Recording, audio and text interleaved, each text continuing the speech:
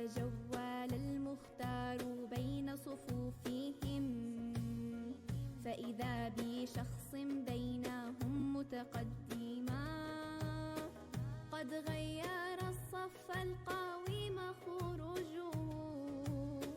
نظر الرسول إليه ثم تبسما، وبعود غصن للصفوف أعاده، وأعاد للصف القويم تقوما.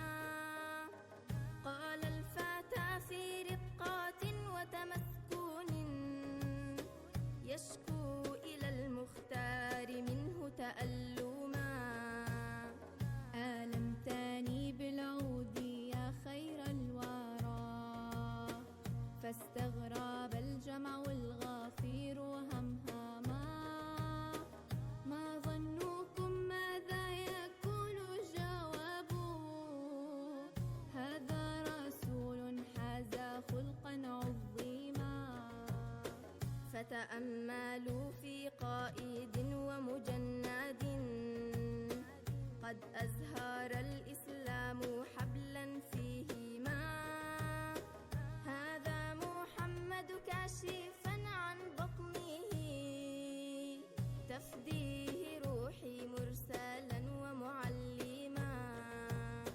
يعطيه ذاك العود دون تردد، ويقول خذ مني القصاص مسلما. وإذا به في لهفة وتشوق، وكأنه يروي الفؤاد من الظما. يجثو سواد كي يضم حبيبه، لم يستطع من شوقه أن يحجما. ويعانق البطن الشريف بوجهه، متبركا متمرغا كي يغنما. يا سعده قد نال حظا وافيرا، أصغوا إلى ما قال حين تكلما. يا سيدي إني خرجت مجاهدا، وعدونا جيش يسير عرمرما. لا علم لي إن كنت أمسي بينكم، حيا لعلي أو قتيلا ربما. فإذا قتلت فلست أدري موئلي، في جنة أو في سعير أضرما.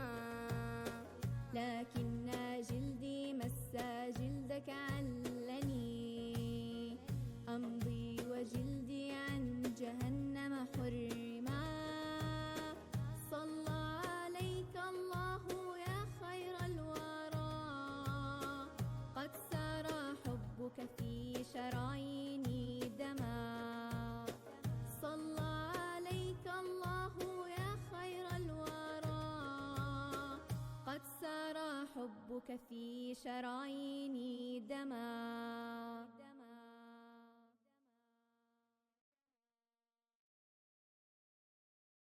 أروي لكم عن قصة للمصطفى، إذ قام يوما في الجهاد منظما.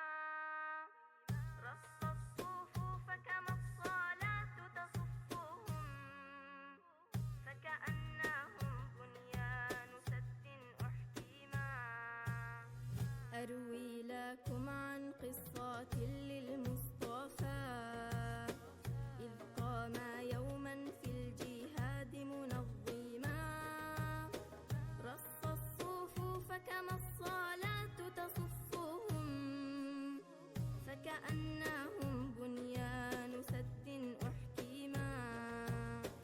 وتجول المختار بين صفوفهم، فإذا بشخص بينهم متقدما قد غير الصف القويم خروجه.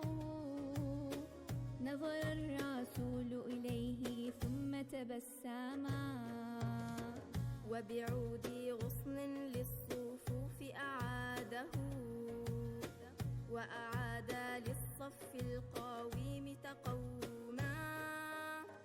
قال الفتى في رقات وتمسكون، يشكو إلى المختار منه تألما.